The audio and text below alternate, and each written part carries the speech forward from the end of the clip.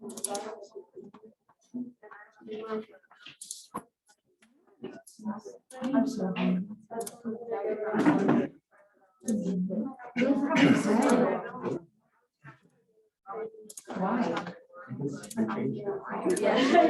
I'm not gonna lie, Northern Michigan got me sick last year, and I couldn't go back. I love it, so I'm really All right. So we'll pick up where we left off. Probably dive into a little bit of Excel today. So we left off talking about different types of variables. We're also going to look at a couple different types of data sets. You don't have to worry too much about this. It's not going to change the way we do things, so I'm going to go through them pretty quickly. We've got cross-sectional, which is when I have multiple subjects recording it all at one point in time, and I'll give you some visuals in a second here. Time series is when you have one individual or one subject that you collect at multiple points in time. And then panel data is if I mix those two together, where I've now got multiple subjects, I'm recording data on them at multiple points in time. So like I said, it won't change really too much how we do anything. We will be looking at these three different types of data sets. So cross-sectional, it's where I've got multiple subjects, right, in multiple countries here. And I'm recording these three variables at one point in time, which was 2011. Right? So this is probably going to be the most common type of data set we look at. We might also look at time series, which is I've got one subject in the United States, and I'm recording the unemployment rate at multiple years, right? Multiple points in time. So this would be a nice example of a time series data set. I might also have a panel data example where I've got multiple subjects. So I've got student 1, student 2, student 3. Instead of having names, I've got numbers. And then at multiple points in time, 2009, 2010, 2011, I'm collecting information on their I-STEP scores, right? So multiple subjects, multiple points in time, that's my panel data. So we'll see, all three of these throughout the semester. Probably the most common is this cross-sectional. And yeah, we'll probably see that the most. So a little bit of discussion, not too lengthy, it becomes more important as we kind of progress, but we're also going to have two different types of data sets, population data and sample data. Right? So population data is whatever group I'm trying to make conclusions about, I would have to have every single member of that group. So if I wanted to say something about income in the US, my population data set would be every single person in the United States, right? That is making some amount of money, right? Has an income. So you can kind of imagine population data sets, like we can only really get population data if we do something like a census, right? More often than not, and we'll talk about the pitfalls or kind of a little more as to why, but, we usually we only run a census every 10 years, and often we're stuck with sample data. Sample data set is just a smaller subset of the population. So instead of having every person in the US, I might only have 1,000, right? That would be sample data. Population sample data, it'll change the way we calculate some statistics. We'll enter the discussion once we get to things like hypothesis testing and confidence intervals. But for now, you just need to know that populations that every single person in that group I'm interested in, sample is a small subset. So why do we need to sample? Well, I said, we only do a census every 10 years, and it's because it's incredibly expensive. Right? It's usually not feasible, right? It doesn't make sense in terms of monetary, the monetary side of it, to actually spend the money to do a census or to get population data. It's also just not practical sometimes. So let's say I was concerned with something like obesity rates in the US. So I go out and I weigh every single person in the US. Well, that's going to take me a while. By the time I get my population data, what's going to be true about a lot of those weights? I have the same anymore. So it's not even practical. I literally can't collect the data fast enough to have accurate information. So, sometimes it's not feasible, sometimes it's not practical. So often we're left with a sample. So what we're going to do with this sample data is we're going to come up with these descriptive statistics. And these are going to include a lot of different things. By the end of this week and some still in the next week, we'll start talking about things like averages and variances. But all of those fall under the umbrella of descriptive statistics. It's just ways that we're trying to describe our sample or population data. Now, if all we have is a sample, what we're then going to do is use those descriptive statistics to make inferences about the population based off of what we see from our sample. We don't have population data, but this is what we saw from our sample data. And it should be at least, within the same realm of the population. We might have a biased sample, but we think it's going to be pretty close. If we look at the descriptive statistics for the sample and use those as though it's for the population. And we'll address reasons why that might not be true and whether how we can identify bias later on. But for now, just this is the idea of what we're doing. So let's say we had a small data set, pretty easy. It's a letter grade data set. I dropped the pluses and minuses to make it a little bit easier, right? Notice this is qualitative data, right? I don't have any numbers, right? Just letter grades. So a frequency distribution is going to try to give me an idea about where the majority of the responses are. So for this grade variable, if I want a frequency distribution for this grade variable, I want an idea of like, okay, what's the most common grade in the class? Which grades are more or less common than others? So I'm going to look at every response for this variable. So for this one, it's easy, just A, B, C, D, or F. We got 5 responses.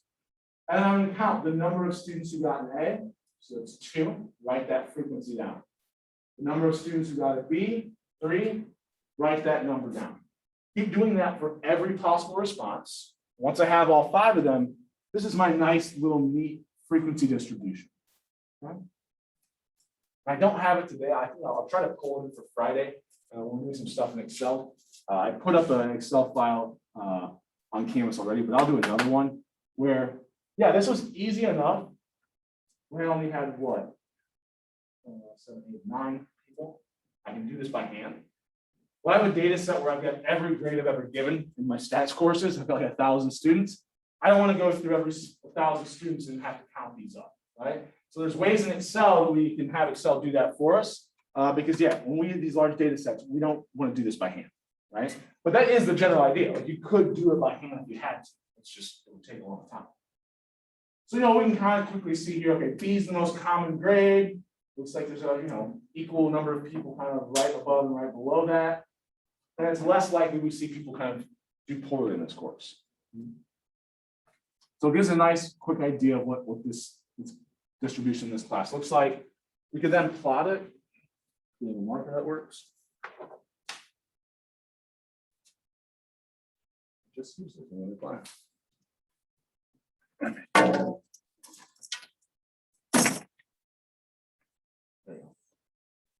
So what I could do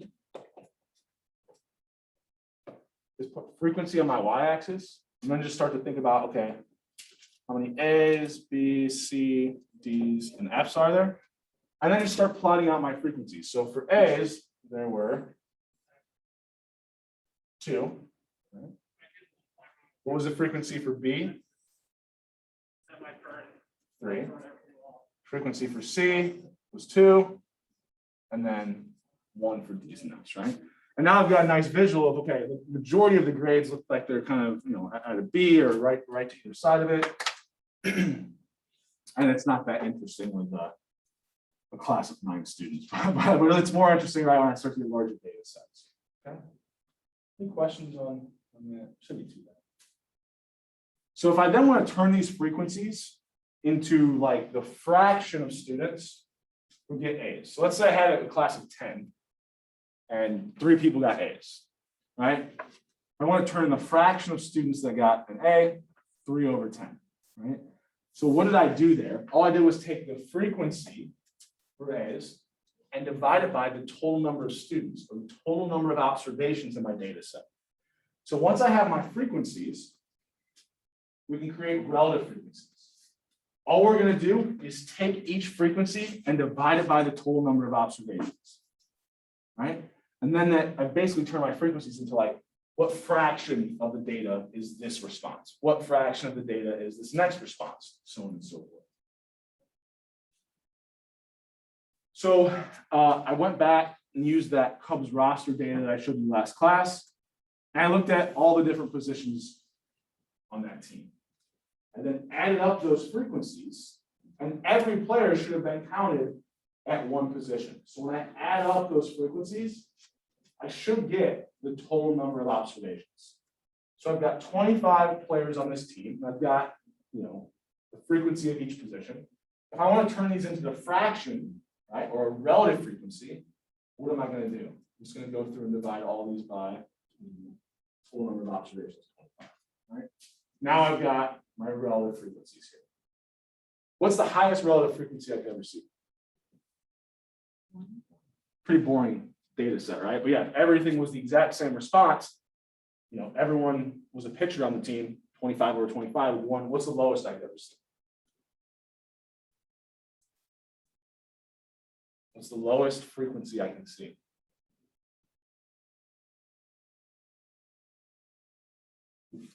0, right?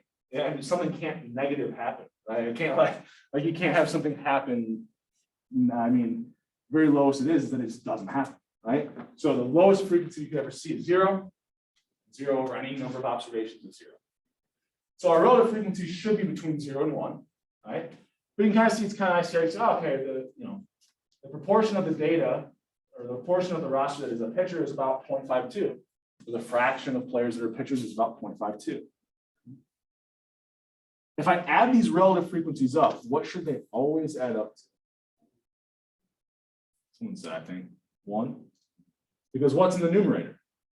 Well, those are the frequencies, right? The numerators are the frequencies, which we know if we add the frequencies up, every observation should be counted at exactly 1 time.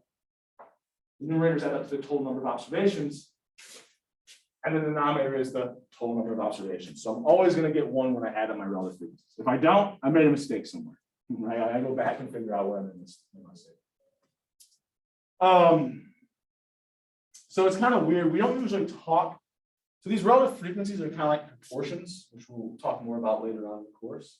We usually don't talk this way. We usually don't say, the fraction of pitchers or the fraction of players who are pitchers on this team is 0.52. We usually say things as percentages, right? So anytime I want to move from like fractions or proportions to percentages, what do I need to do here? Well, pretty easy in our head, 0.52 would be 52%. How did you do that? You move the decimal 2 places to the right, or you just multiply that by 100, right? So to get your percent frequencies, and we usually do that because we like to use those as the y-axis just because like that's how we typically talk and that's how it looks a little bit cleaner. We typically turn those relative frequencies into percent frequencies simply by multiplying by 100. Okay? So that shouldn't be too bad. So let's say, and this might be something like our ICLU look like, ICLU questions. This would be a sample ICLU question I would use. I'm not going to use them until Monday. I know that if you don't have one, you need to buy a new one. I guess the bookstore sold out. So if you're having trouble getting one before Monday, please reach out and let me know. Or you can use the refit on your phone. I think it's not called refit anymore. Or still says enable read. I don't think it showed up with something else, but so this would be one of those questions, right? And I might say, okay, looking at this, which one of these answers is the percent frequency for malignant neoplasms, right? So that's basically my understanding is that's cancer. So what is the percent frequency of total deaths that's coming from cancer or malignant neoplasms? So first thing you would do is what? Yeah.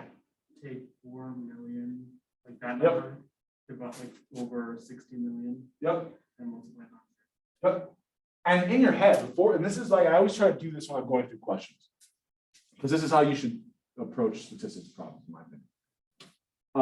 In life, not just like in classes. Think about what you're trying to calculate before you even touch the calculator, right? So what I'm trying to come up with here is, what percent of overall deaths come from this category? Well, I've got about, if I round really crudely, 4 million out of 16 million. Hopefully, you guys are honors students, and hopefully, I know we're not all numbers people, but 4 out of 16, about 1/4, right? And I rounded very grossly to do that, but I know that my answer should be somewhere within the vicinity of 25%, right? I know 1/4 is 25% of this. So when I'm looking at this, well, I rounded pretty bad. So D could possibly, I rounded quite a bit, but it seems a little high. If I'm taking my most educated guess, I'm probably saying A here. But if I go through the process, divide the 4.4 by the 16.6 million, multiply by 100, sure enough, I get that 26.8%. Okay. But at least thinking through it allows you to rule out answers like this. Because very clearly, malignant neoplasm isn't going to just be 3 or 0.27% of the overall deaths. Any questions on that? So we had an example here where we did a frequency distribution. I can do the same thing for this, right? It's just that now, instead of letters, I've got causes of death. And I can just write all those out, draw the bars, and I could use my percent frequencies, right? So this first one, I would draw up to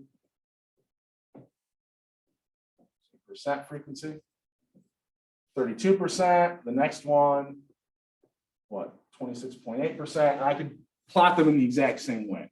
It's just now instead of frequencies on my y-axis, I've got percent frequencies, right? It's the same type of idea for creating those bar charts. We can do the exact same thing with these causes of death. Okay? So we can create bar charts, which are vertical, or you can actually do them horizontal if you want. I'll never show you a horizontal one. I don't think they're often, there's very few situations where I feel like they do a better job of displaying the information in a vertical bar graph. So I'll always kind of show you vertical bar graphs. We also do pie charts. You've probably seen these like 8th grade science. I don't know. I'm not going to spend a lot of time on them. I'll show you how to do them in Excel, but it's not very hard. So we took these and graphed them. We might get something that looks like this, right? So I didn't even use the percent frequencies here. I actually just used the frequencies, right? The number of deaths. And you kind of quickly see, okay, heart disease and malignant neoplasms are definitely, the two things that are killing the most people, right? Relative to the other causes of death, right? And it's a really nice, quick, easy visual. I can see that. I don't have to know what the numbers are. I can just see that those are the two categories. I'm trying to put money into this, studying site, probably going in there. Right? But I can do the exact same thing, but use my percent. This says relative. Sorry about that. This should be percent relative frequency. I've used the percentages here. Notice it doesn't change anything at all. The graph looks the same. The only thing that's changed is I'm using my percent frequency on the y-axis instead of just the frequencies. And why has nothing changed? Like the relative size of all these categories? Well, because remember, all we did was take these frequencies, divide them all by the same number, 16.6 million. So that doesn't change the ratio. And then I multiplied them all by 100. Multiplying by the same thing doesn't change the ratios. Okay? So the relative size of each category stays the same. So it doesn't matter if we use percent frequencies or the frequencies on our y-axis, we'll get the same, a graph that looks very similar. Any questions at this point? I'm talking a lot. But I already started the class off. I lost my voice Monday. I got home and I was sick of barely. I starting to barely be able to talk Monday night, and yesterday I tried not to talk. I'm just not used to it yet. So I'm working my way back up. You can do a pie chart as well. The reason why I don't waste a lot of time on this is because if you want to do this by hand, I'm not going to get out a protractor and figure out exactly what the perfect size for 32.16% would be. We're not doing this by hand. We'll be able to take data that looks like this and have Excel do it for us really quickly once we get kind of dive into Excel. So if we do this in Excel, we sure can. I think I'm going to introduce this idea before we look at Excel for a little bit. And this is the idea of, we used to have frequency distribution for qualitative variables, right? We had words, cause of death. We had letter grade. What if I had numerical values? Well, if it's discrete, nothing changes. So let's say instead, I wanted to do the number of households with 0 kids, the number of households with 1 kid, right? It's discrete data. Well, I would just basically have the categories of 0 kids in the household, 1 kid in the house, 2, 3, all the way up to whatever the biggest family is. And I would just do the exact same procedure, right? I would count the number of households that have 0 kids, get that frequency, the number of households with 1 kid, get that frequency. Once I do that for every possible number of kids, add them all up. Now I'll get my total number of observations. I can create relative frequencies, percent frequencies, and then graph them the exact same way. Now the problem is, what if I have continuous data? Right? So for discrete data, I've got a limited number of a small set of values. I can treat it just like I did qualitative data. With continuous data, we're going to have to do something because let's say if I want to do income, right? I'm going to have to record the frequency of every possible response for that variable. Right? So how many people made $0? Count those up, write that frequency down. Number of people who made 1 cent, count them up, write that down. 2 cents, right? Count them up, write that number down. I'd have to do that all the way up to whatever Jeff Bezos is making, right? That's going to be like the most ridiculously like wide bar graph. Every single like bar is going to be just hovering above the axis. It's not interesting, right? It doesn't tell me a lot about the data. So if we've got continuous variables, what we're going to have to do is create these bins, or the book calls them classes. I always call them bins. So I might do something like instead, for continuous data, I might say, okay, how many people make between 0 and 10,000? Count up the number of people who have an income that falls in that category, write that frequency down, and then graph it. And then the next one might be, how many people make between 10 and 20,000? Count the number of people that their income falls in that range, write that number down, plot it. Keep doing that all the way to the top. Right? Now, typically, like even if I chose to do $10,000 gaps, we're going to call these bin lengths. Oops. There we go. Oh, no, that's not what I want. There we go. So this length of 10,000, that's what I'm going to call my bin length. Right? Typically, we want to keep this the same for every bin. Right? And we don't want to choose too many, or we don't want to choose too few of bins, right? Like let's say, I say number of classes, number of bins, those two terms are interchangeable. So let's say for the income example, I only chose to do 2 bins. How many people make between 0 and $1 million, and how many people make above $1 million? Well, that's not a very interesting distribution. It tells me nothing about the data. Almost every observation is going to be in that first bin and very few in the second, right? So I want to make sure I have enough bins that it makes the graph interesting. But if I start to get over 20, now I've just got this really long, kind of drawn out graph. So typically, we somewhere between 5 and 20. Now, I just chose randomly this bin length of 10,000. Quite often, it's a good starting point. And like I might ask you what the optimal bin length example is, but you can determine what the, optimal bin length would be by taking the maximum value in the data, subtracting the minimum value, and then dividing by the number of bins that you want to use. Right? Now, I said this is often, I don't think of this as like the end all be all, because if you do something like this, you might end up with, the optimal bin length should be $8,372.61. Well, when I start to use labels and things like that, that doesn't look like it's clean, like looks kind of goofy, right? Well, it's pretty close to 10,000, so and that looks nice and neat on my graph, so I'll choose that 10,000 as the bin length. So it's a little bit like up to the, there's no hard and fast rule for any of these things, right? Choose the number of bins between 5 and 20. And a homework assignment or something, I'll tell you what you should be using, but this is just kind of some general rules we use. We also want to make sure that, these bins or these classes are mutually exclusive. So the way that I have it set up here, what problem might occur? Yeah. Person makes 10,000 exactly. Yeah, if I make 10,000 exactly, I'm going to get counted in both. So what I really need to do is something like this. And I'll get out of the way in a second here. Right? Where I include the equality on one of the bins, but not on the next one. That way, nobody can be counted in more than one bin. That's the idea of being mutually exclusive. I can only be counted in one of these bins. We also need to make sure that it's exhaustive. All that means is that every observation will be counted in at least one of our bins. So it's going to be kind of a problem if I do something like this, because maybe I can do these bin lengths of 10,000 all the way up to 100,000, but then I might just do a catch-all category, which is the number of people who make more than 100,000, right? At some point, especially in this income example, I'm going to need one of these catch-all categories on the end, which, yeah, obviously it's not the same bin length, but if we don't do that, right, we can't do $10,000 jump, and this is still going to be real interesting, but make sure that we're exhaustive in capturing every single person that makes more than that as well.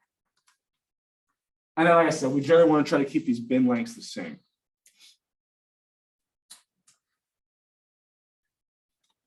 Any questions on that? All right.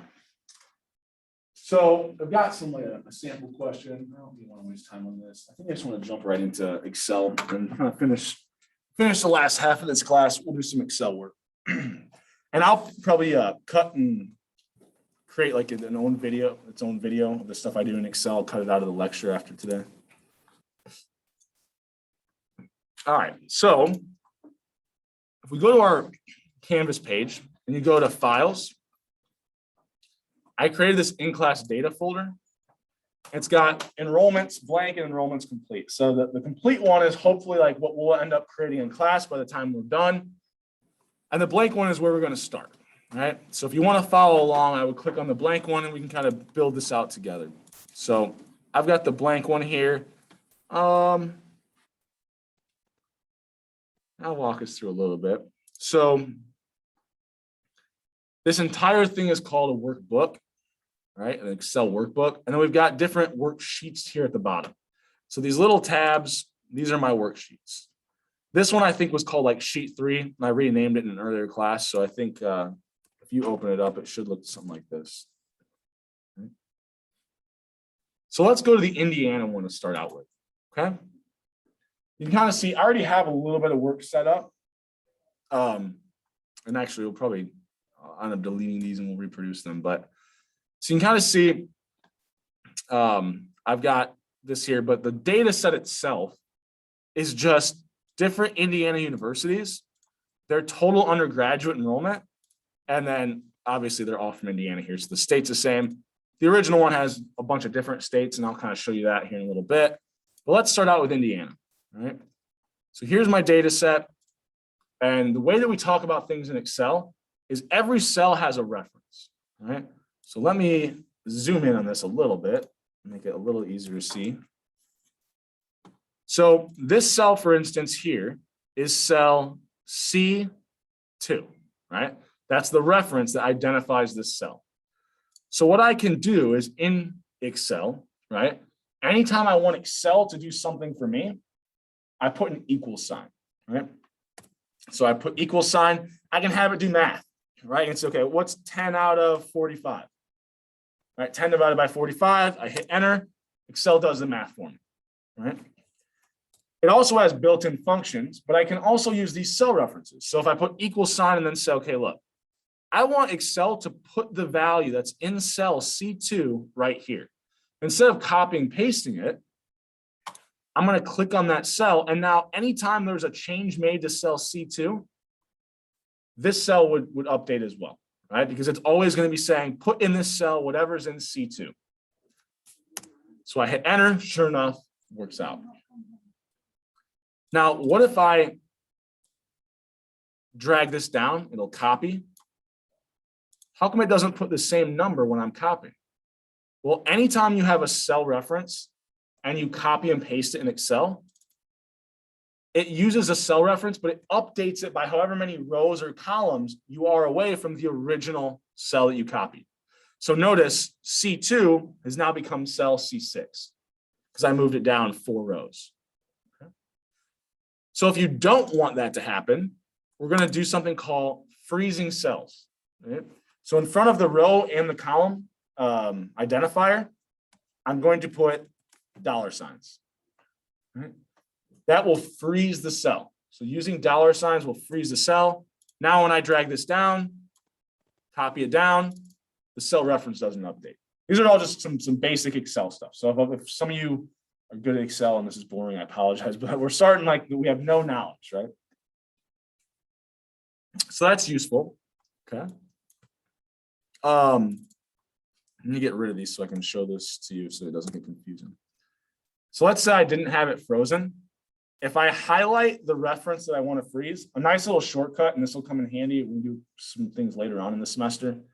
If I hold Command T on a Mac or your F4 key on a regular like non-Mac, and some laptops, like I have an FN key that I have to hold and then hit F4, right? But if I do that, notice what it did, it automatically puts those $signs on there for me. And if I hit it another couple times, it'll kind of, goes all the way back to what it was before. So that's Command T on a Mac or F4 key. Like I said, some laptops have an FN key that you have to hold while hitting F4. Okay. Any questions over any of that? No question is too, fundamental. I am assuming that we know nothing. I mean, I know you guys have an ISIM course, but I've been told it's not helpful. I don't know how else to say that, but so get rid of that stuff. We don't need it. So Excel also has some built-in functions. So one thing I'm going to do is eventually I want to get a histogram, right? Or one of those bar charts that we were creating using these bins. Okay. Well, I need to know what my bin length should be. Well, I'm going to do 6 bins, right? For these number of undergraduates at these universities. So we had that function earlier, which was take your maximum. So I think, so it was max minus min. And then we would divide that all. Oops. So this is something like what it looked like in the slides, but just so we don't have to keep going back.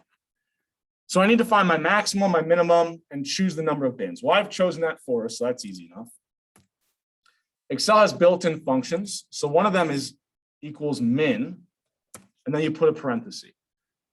What this will do is now whatever values I select, it'll find me the minimum value. Now I think I had these sorted, so I could have cheated, I guess, and went down to the bottom. But if I had a much larger data set, I could very easily put the minimum value in this cell. So I'm going to select the range of values. So I can select it simply by clicking on those cells and dragging down. That's a pain if you're on a laptop, especially.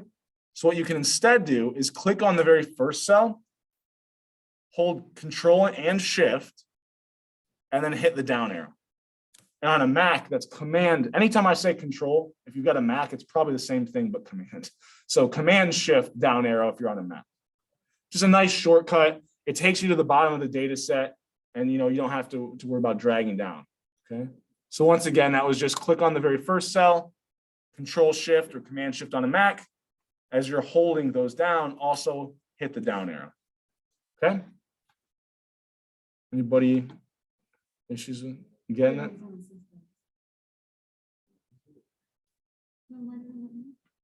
So one thing you have to make sure. So you've got equals min, and then you put that parenthesis, and then you can select on cell references. Yeah, you're holding them all at the same time. Yep.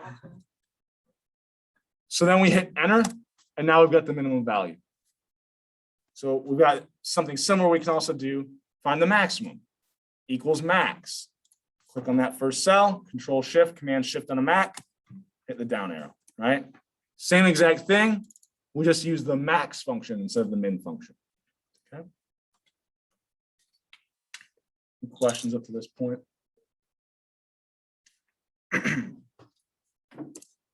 Okay.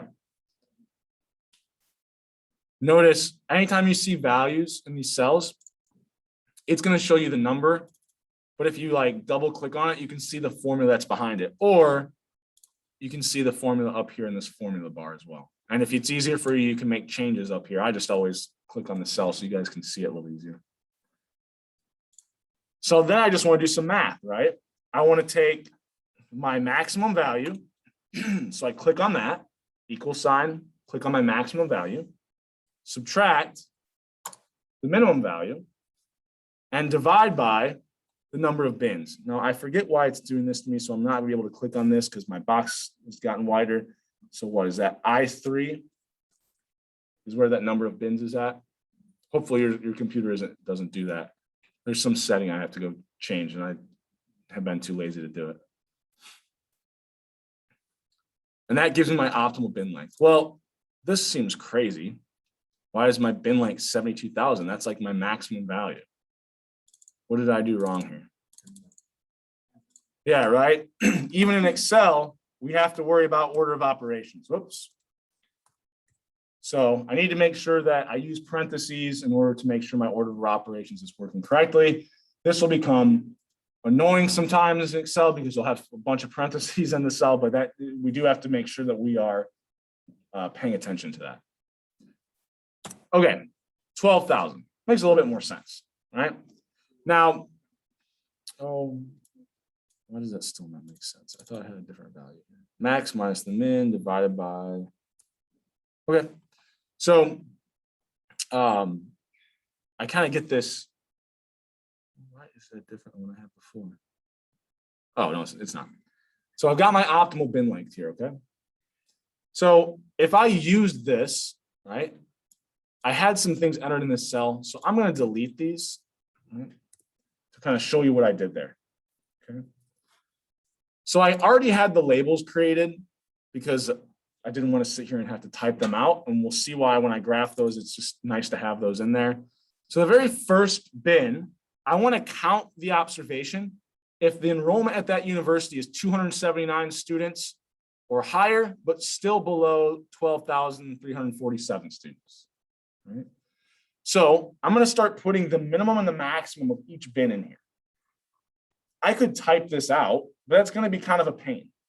So for the very first one, I know the minimum of this bin is just the 279 or the minimum value. So I'm going to click that. The maximum of that first bin, well, if my bin length is 12,068, this bin will stop 12,068.33 above 279. Does everyone follow me on that? So this bin is going to start at the very lowest value. The lowest value is 279 in my data set. If my bin length is 12,068, this bin will stop 12,068 above 279. So I could add those two together and get the maximum of my bin, right? I could take where does the bin start, add to it the length of the bin, and that will give me the maximum of my bin, matching up with the label there. So that kind of is comforting. Now, the minimum of the next bin starts wherever the last bin left off. Now, obviously, like I said, we have to be careful with the equalities, but we can use that same value, right? I can still use the same 10,000 here. I just have to make sure I put my equalities only on one of the bins. So my next bin starts out wherever my last bin left off, right? The maximum of the previous bin, oops, the maximum of the previous bin will be where the new bin starts off, right? So I'm just going to use the cell references to do this, right? Instead of typing all these numbers out. And then the maximum of each bin is just going to be, we'll take the minimum of the bin and add whatever the length is, right? We're just going 12,068, above it. Well, now if I have it set up this way, when I copy these cells down, right? I'm just going to select these cells, left click, see how my arrow becomes like a black bolded plus sign. When I copy these down, my cell reference is updated, but why aren't they working? Oh, because I don't want them both to update, right? When I go back here, what I want to do is I always want to add, I want to take the minimum of each bin and I want to add this bin length. So when I copy this down, I do want the minimum cell reference to change, right? I want to use the minimum of the new bin, but I never want that bin length cell reference to change. So I'm going to have to put $signs in front of that. Okay. So now when I copy this, it'll always, to get the maximum of a bin, it'll always add the bin length to whatever the minimum of that bin is. Okay. So now when I copy this down, all my numbers, right, update. So now when I get down to here, okay, now it's using I12, the minimum of this bin, adding to it that bin length. And this cell reference, it's always going to be calling the previous one, right? The maximum of the previous bin. Yeah. No, you're fine. Yeah, so once I have the changes made, I'm just going to select these two. So this becomes like a bolded black plus sign. I'm going to left click, hold left click, and drag down. And I'll drag all the way down to the last bin kind of label that I have here, and just let off my mouse. Is that not working for you? Yeah, so the bottom right-hand corner, it won't look like this, right? It won't have the arrows. It'll become a plus sign. and then it's just it's just right click when it becomes a plus sign, hold right click and drag down, okay? Did you get it to work? No? I will say it's much easier to work in Excel, not using a touchpad and to use a mouse. So if you have, that's why I always have a mouse with me, because I can't stand to use my laptop, especially in Excel. Any questions? Are you getting hung up at any point, or? All right, I'll take silence as a no. Okay, so I have another one set up over here just to kind of prove something. I can use this as a starting point. And then I just was like, I don't know. I'm going to just choose 7,500. Like, it's a little bit farther away from this, but it looks a little bit cleaner, right? 7,500 students, 10,000 students, or 15,000 students seem like better cutoffs. So I set this up and I created some labels. And here it was a little bit easier. Instead of worrying about the equality here, I kind of, said the last person that would be counted is 14,999, so less than the 15. So we can fill this out as well later, but I want to start out doing this one. Okay? So our original kind of optimal bin length. So to get the frequency or the number of universities that have undergraduates enrolled between 279 and 12,347, I'm going to use something that's built into Excel, which is this count ifs formula. Okay. So this is kind of difficult. We're going to use it for more stuff later on in the semester. So, if you have questions, we'll make sure we get these out of the way. So so really what the count ifs formula is doing is it's going to count up the number of observations that fit different criteria that you're setting. So for us, we want to count the number of observations where enrollment is 279 or higher, but less than 12,347.33.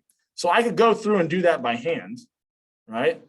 But I can have Excel do it for me. And if I have a real big data set, I'm definitely going to want to know how to do it in Excel. So I've already sent out a couple of data sets for those of you who contacted me. And one of them was real big. And you're like, oh, can I consolidate it?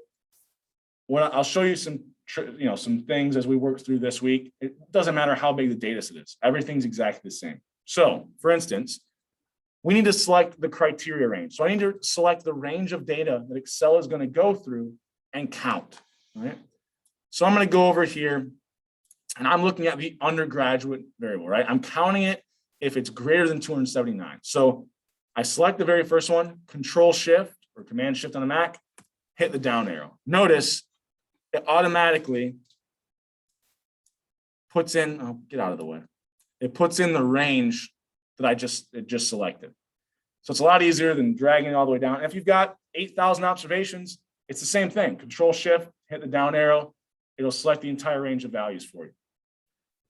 So then I'll put a comma. So sometimes, unlike the maximum and minimum functions, I don't just need to tell Excel one thing. Some formulas have multiple things, right? Like let's say I was trying to predict y. If I have an equation like y is equal to b times x plus c times z, well, I need to know the different components, right? In order to come up with a value for y. Same thing for Excel. To do the count ifs formula, it needs 4 things. So we've got the first thing, which is the range of data it has to look through. The second thing, so then comma, now we put the second thing. We want to put our criteria in. So we only want to count those observations in the range we just selected if they're greater than or equal to 279. So greater than or equal to, and we'll put an and sign. And then we'll, instead of typing in 279 and having to type in all these different values, I'm just going to select the cell that 279 is in, right? So if it's greater than or equal to the minimum of the bin, we want Excel to count it. Now I had to put quotation marks around my quality operator. So if it's greater than or equal to or less than, we need to put quotation marks around those. That's just the syntax of Excel. You can get away with not doing this and not using the and sign if you're not using a cell reference, like if you're actually typing in the number 279. But good rule of thumb, so that it works no matter what we're doing, always put quotation marks around your equality operators and always immediately following that put an and sign. That way it makes sure it uses the cell references correctly. Okay. Just the syntax of Excel. Then comma, the third thing we tell it, we actually need to tell, okay, we want you to count the observation if it's greater than or equal to 279, but then we want you to go back through and only count it if it's also less than 12,347. So we actually have to select the range of data again. Now we can use the same shortcut, click on this, hold control, shift, and then the down arrow. But honestly, I actually always find it's easier. I can see what what range of data I'm looking at. So I could just type in C2 colon C51, because I know that's where the data is at. And that especially is kind of easier if you have a really big data set where, well, look, I can already see what that range of data cell reference looks like. Let me just type it out instead of going through and selecting it. Comma, the fourth thing that we need to tell it is our second criteria. So we've got greater than or equal to 279, but also is it less than the maximum of this bin? So we'll put quotation marks around our less than sign. We'll put in an and sign, just the syntax of Excel. And then the cell reference I want is the maximum value of this bin. Now, when I hit enter, or I can close the parentheses and hit enter, it should spit out at me the number of observations in this range that are greater than or equal to 279, but less than 12,347. Okay? Any questions on that? We're okay up to this point? So hopefully it works. All right. So 43 of the universities fall in this first category. Right. So ideally, what I would like to do in Excel is anytime that I want to repeat things for multiple categories, I should only have to type it in one time. I don't want to have to go type in that count is formula 5 more times.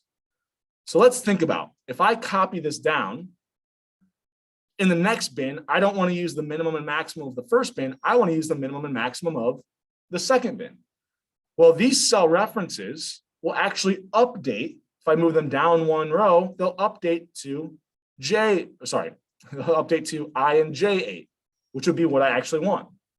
Now, what I don't want to change, though, is the range of data, right? If I copy that down, notice that, well, now I'm starting at like cell C6. I'm missing the first 4 universities here, right? So that's a problem. So what I actually want to do is I want these cell references to update when I copy it down, but not the range of data. So I'm going to select this, hit that FN F4 key, select this, hit the FN F4 key, or Alt T, right? Is that what I said earlier? Or it's, yeah, not Alt, Command T. Yeah, there you go. I don't use Macs, so I can remember most of them, but sometimes I'll definitely flub them. So now when I hit enter after I've frozen those cell references where the range of data is, when I copy this down, notice it still starts in cell C2. Okay. Although why is it not being counted? What did I do wrong here? Greater than or equal to, why is that not right? Because we've got 72,000. I used this so much larger than the rest of them, so it was done within that range. Oh, I know what I did wrong here. So I know that the maximum should be counted in this last bin, right? Why is it currently not being counted? Yeah, I left the top end just to be less than, right? So it doesn't matter which way you, like where you include the equality, but notice here, even in the label, I made sure, oh, we've got to put equalities on both of these for that last bin. Now I'm getting the maximum value. Yep. So it's easy to do like a oversight like that. All right, any other questions? Otherwise, I think we'll call it for today. So we'll pick up next class. I'll probably just have these already built in here, these frequencies. It's going to be the exact same way that we did today, but I'll start to show you how do we use these frequencies to graph histograms. We can do relative frequencies. We can start to create other graphs like scatter plots. And should be some pretty interesting stuff. So I'll put this recorded class lecture up on YouTube as well. Other than that, just make sure you get registered for Connect and start to look at that first individual assignment and get to me ideas as early as you possibly can. Okay. See you guys on Friday.